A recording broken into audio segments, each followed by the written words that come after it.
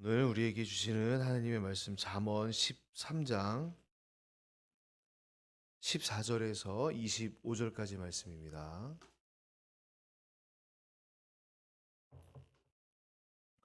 잠언 13장 14절에서 25절까지 말씀입니다.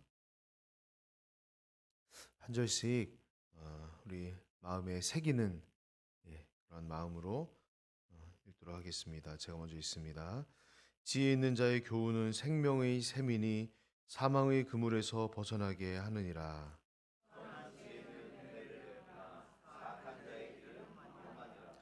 무릇 슬기로운 자는 지식으로 행하거니와 미련한 자는 자기의 미련한 것을 나타내느니라.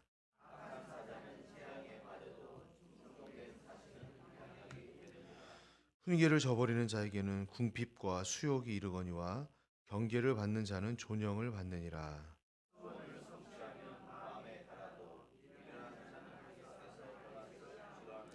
지혜로운 자와 동행하면 지혜를 얻고 미련한 자와 사귀면 해를 받느니라.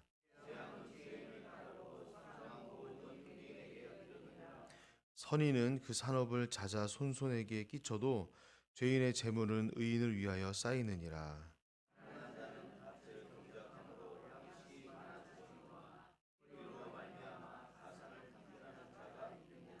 매를 아끼는 자는 그의 자식을 미워함이라.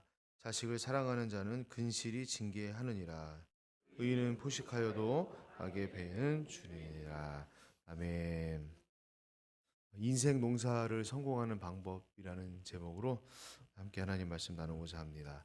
어제 점심 때 이제 어느 권사님과 식사를 같이 했어요. 근데 그분이 농업이 주업인 분은 아니신데 이제 다양한 농사를 하시면서 그런 많은 여러 가지 농작물을 키우시고 그렇게 이제 살으시는 분이었어요. 근데 식사를 하다가 이제 비가 막 후두둑 떨어지는 거예요. 그래서 제가 권사님 혹시 올해 5월은 좀 비가 많이 오는 것 같은데 어떻게 농작물 수확량에 좀 큰 영향이 있을까요? 했더니 권사님이 대중 없어요. 어, 어떤 애는 비가 많이 와서 농사가 잘 되고 또 어떤 애는 비가 많이 와서 농사가 안 돼요. 예. 그 본인은 그냥 매년 똑같이 뿌리고 심지만 거두게 하시는 거는 정말 하나님의 뜻에만 달린 것 같다. 그런 지혜로운 말씀을 저에게 해주셨어요. 그래서 저녁에 설교를 준비하면서 곰곰이 생각해 봤는데 핵심은 뭐냐면 일단 심어야 결실을 얻을 수 있는 거구나. 양의 많고 적음 이것이 하나님의 뜻에 달린 것도 확실하지만 일단은 뭐든지 심거나 뿌리기는 해야 거둘 수는 있는 거구나. 예. 심지 않으면 뿌리지 않으면 거둘 수는 없겠구나. 뭐 그런 생각을 하게 됐어요. 세상의 이치로 봤을 때도 매우 이게 당연한 개념이구나 그런 생각을 해보게 되었습니다. 그러나 세상의 모든 법칙보다 우위에 있는 하나님의 법칙도 이와 같이 씨를 뿌리고 심어야만 거둘 수 있다 말하고 있습니다. 여름에 또는 이제 봄에 씨를 뿌리거나 뭔가를 심지 않으면 가을에 하나님께서 절대 열매를 주시지 않죠. 뭔가 우리 손에 들려지는 것은 없는 거예요. 그러니까 심은 대로 거둔다라는 말, 하나님의 분명한 법칙인 것입니다. 제 아무리 좋은 땅이라고 해도 땅 너무 좋으니까 뭐 심을 필요 없이 뭔가 알아서 자라나겠지 하는 것은 절대로 있을 수 없는 일이죠. 그래서 겨우내 얼었던 땅을 흙을 뒤집고 그것을 갈아서 부드럽게 해서 비료도 적절하게 뿌리고 그리고 좋은 씨앗과 그런 종자를 잘 갖다가 심고 뿌려야 많은 열매를 거둘 수 있는 법이죠. 따라서 우리는 인생 가운데 어떻게 보면 농사를 짓는 마음으로 매일마다 씨를 뿌리고 또 좋은 씨앗을 찾아서 좋은 땅에다가 그것을 잘 뿌리기 위해 최선을 다해 노력을 해야 할 것입니다. 악하고 부정한 씨앗이 아니라 하나님께서 기뻐하시는 의로움과 선함의 씨앗을 계속해서 뿌려야만 하는 것이죠. 그래서 19절 말씀을 보게 되면 지혜롭고 부지런한 자는 소원을 이루어 마음이 이제 행복해질 수 있다. 잠언 저자가 교훈하고 있어요. 하지만 미련한 자는 악에서 떠나지 않고 악을 즐기느라 일해야 될 때를 놓치고 씨를 뿌려야 할 때를 놓치는 삶을 살고 있는 것이다. 살게 되는 것이다 말하고 있죠. 지혜의 책인 이 잠언 곳곳에서 이러한 말을 분명히 우리에게 전하고 있어요. 일하지 않는 것은 미련한 것이고 죄악된 것이다. 그래서 10장 26절에서 우리가 먼저 나누었었는데 뭐라고 합니까? 게으른 자는 그 부리는 사람의 그 이를 삭게 하는 그런 식초와 같고 또 그 주인에게 있어서 그 눈의 연기와도 같은 아주 불편하게 만드는 거죠. 잠시라도 눈을 이렇게 뜨고 있을 수 없을 정도로 연기가 불어오면 우리가 고통스러워하잖아요. 그런 것처럼 게으른 자, 미련한 자, 일하려고 하지 않는 자, 단순히 이 직업이 있느냐 없느냐 이런 개념을 떠나서 오늘 하루 하나님께서 나에게 주신 그 사명을 붙잡지 않고 그 하나님의 뜻을 저버리며 내 소욕대로만 살려고 노력하는 사람, 그런 사람은 주인에게 이를 삭게 하는 식초 같고 눈에 연기 같다고 했어요. 마태복음에서 한 달란트 비유에서 한 달란트 받았던 종이 아무것도 하지 않고 땅에 그 달란트를 묻었다가 주인에게 가져왔을 때 주인이 뭐라고 호통칩니까? 이 악하고 게으른 종아. 우리는 오늘도 열심히 일해야 돼요.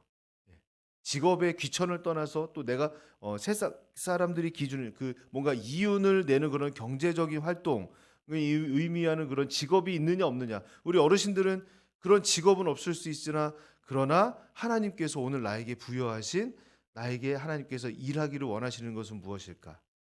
말 한마디를 한다 해도 행동 하나를 한다 해도 내 가족들, 내 주변 사람들에게 하나님이 살아계심을 드러내는 것. 오히려 우리 어르신들에게 더욱더 하나님께서 주신 선명한 사명이 아닌가 그런 생각이 들어요. 그래서 우리의 생활의 현장 가운데 하나님께서 우리에게 담으신 소원을 성취해 드리기 위해서 우리가 오늘도 최선을 다해서 노력해야 할 줄로 믿습니다. 나의 욕심 어린 그런 목적을 성취하기 위해서 노력하는 것이 아니라 하나님의 소원을 성취하는 것. 하나님이 내 삶을 바라보셨을 때 아이고 오늘도 수고했다. 충성된 종아. 오늘도 잘하였도다. 내가 칭찬하노라. 나의 그 즐거움에 너도 함께 참여하자. 이렇게 하나님께서 주시는 그런 은혜로운 우리의 하루에 대한 평가, 그것으로 오늘 하루를 마감하실 때 뭔가 달디단 하루를 마감하시는 우리 모든 성도님들 되시기를 축복드립니다. 미련한 자는 악한 것에서 떠나는 것을 싫어합니다. 씨를 뿌려도 꼭 악한 씨를 뿌리죠. 그러므로 우리는 삶 속에서 지혜 있는 자의 교훈, 하나님의 말씀으로부터 생명의 샘을 얻고 그래서 땅을 촉촉하게 만들면서 유지하면서 우리의 말과 또 우리의 행동으로서 계속해서 선하고 의로운 복음의 씨앗을 심는 삶을 우리가 살아야 하겠습니다. 어떻게 하면 복음의 씨앗을 뿌리고 그 열매를 맺을 수 있는지 그 비결이 오늘 본문에 있어요. 우리 함께 20절 읽도록 하겠습니다. 읽습니다. 지혜로운 자와 동행하면 지혜를 얻고 미련한 자와 사귀면 해를 받느니라. 아멘. 좋은 열매를 거두기 위해서 좋은 땅에다가 좋은 씨앗을 뿌려야 되겠죠. 그런데 이러한 모든 과정에서 어떻게 보면 우리가 그것을 잘 할 수 있는 방법, 지혜롭게 할 수 있는 방법은 무엇이냐면 지혜로운 사람과 함께 해야 한다는 것이죠. 씨앗의 종자를 구별할 때도 농사를 한 번도 지어보지 않은 사람이 어떻게 이것이 좋은 씨앗인지 나쁜 씨앗인지 구별할 수 있겠어요?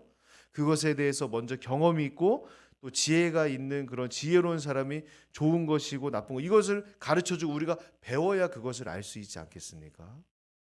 땅을 이게 일구면서 고랑과 이랑을 내고 요즘에는 다 뭐 그런 콤바인 트랙터 그런 기계로 한다고 하지만 그런 것을 잘 운영하면서 또 땅을 이렇게 잘 하는 것도 얼마만큼의 깊이로 파서 그것을 뒤집어야 하는 것도 사람이 저절로 아는 수가 누가 있겠어요. 다 나보다 그것을 먼저 경험한 지혜로운 사람에게 그것을 배워서 깨달아 알 수 있는 것이죠. 아무리 좋은 씨앗을 뿌린다 해도 시기에 맞춰서 그것을 잘 뿌려야 되고, 또 어디에 얼마나 어떻게 뿌리는 것도 다 지혜가 있어야 할 수 있는 것 아니겠습니까? 그러니까 우리가 우리에게 주신 하나님의 놀라우신 지혜, 의로움, 거룩함, 우리에게 구원이 되시는 예수 그리스도와 항시 동행하지 않는다면 인생 가운데 단 한순간도 좋은 씨앗을 뿌릴 수가 없게 되는 것이죠. 금묵자흑이라는 말이 있습니다. 지혜자를 가까이 하면 나도 지혜를 배우게 되는 거예요. 내가 지혜자가 될 수 있는 겁니다. 그러나 미련한 자와 함께 한다면 나도 그 미련함을 닮아서 미련해지는 것이죠. 천하의 바보가 되는 거죠.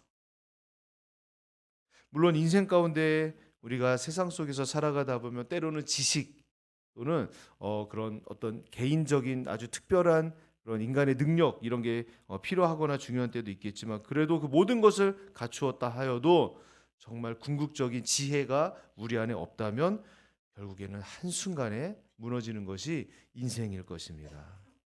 그래서 특별히 우리 모든 예수양남의 성도님들, 하나님께서 우리에게 심으신 너무나 좋은 너무나 소중한 씨앗, 특별히 신앙으로 하나님 말씀으로 나의 삶을 바라보고 해석하고 내 삶 가운데 하나님이 어떤 일을 행하셨는지 이루셨는지를 주변 사람들에게 말로써 그 복음의 씨앗을 심는 그런 사명을 잃지 않기 위해 믿음의 사람, 지혜로운 사람, 예수 그리스도를 가까이 하는 은총을 누리시기를 주님의 이름으로 축원드립니다.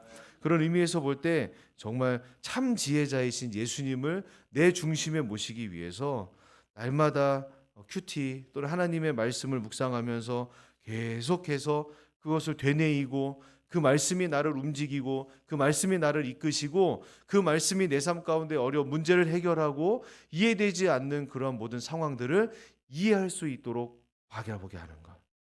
그러면서 기도를 통해서 성령께 계속해서 지혜를 구하는 거죠.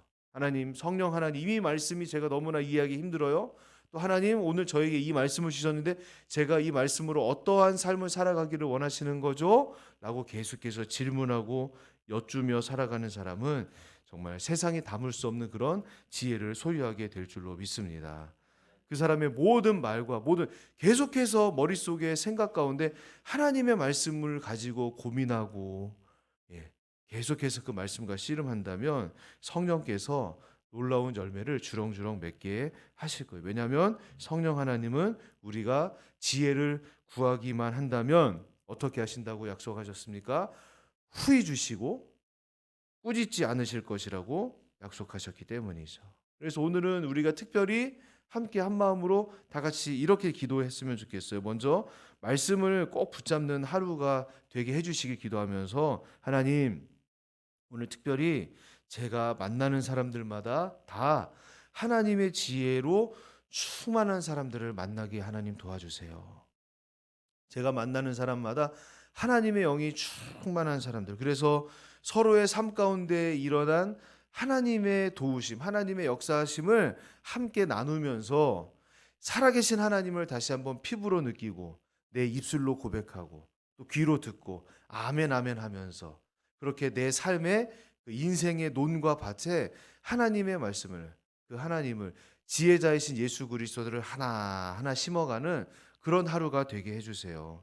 하나님의 지혜로 모든 인생의 삶을 바라보며 나아가는, 해석할 수 있는, 교제를 나눌 수 있는 그런 사람을 만날 수 있게 해주세요. 이러한 기도를 우리가 드리며 나아갔으면 좋겠어요. 그러면 어떻게 된다고요? 후히 주시고 꾸짖지 않으시는 성령 하나님께서 우리 안에 지혜를 채우시고 우리가 만나는 사람들마다 그 지혜를 함께 나누며 성령의 열매를 맺을 수 있도록 인도하실 줄로 믿습니다. 어제 우리가 이제 그 고넬료와 또 베드로가 만나는 장면을 함께 목사님 또 설교 말씀을 통해서 나누었는데, 그 베드로가 요바에 있었던 그 베드로에게 그 고넬료가 보낸 사람들이 와서 거기서 어떤 그 한 문장이 있냐면 하루 밤 동안 그들이 거기서 같이 유숙했다, 그런 내용이 있어요. 근데 이 사람들이 그 하룻밤 동안 그 안에서 있으면서 무엇을 했을까요? 오시는 길 피곤하셨죠? 바로 주무시죠. 예, 저도 피곤하니까 내일 또 이제 가야 되니까 우리 그냥 빨리 잡시다. 이제 해도 졌으니까 빨리 잡시다. 이랬을까요? 저는 그러지 않았을 거라고 봐요. 예. 거기 보면 이제 한 두세 세 사람 정도가 이 베드로를 초청하러 갔는데 베드로까지 한 그 서너 사람이 모여서 그 저녁에 그 밤 동안 무슨 일을 했을까요? 저는 계속해서 고넬 자기들의 그 상관인 주인인 고넬료가 어떤 사람인지 어떻게 살아왔는지 어떠한 의로운 삶을 성경 말씀을 보니까 천사가 와서 환상 가운데 말하기를 하나님이 너의 구제와 기도와 생활을 기억하신다.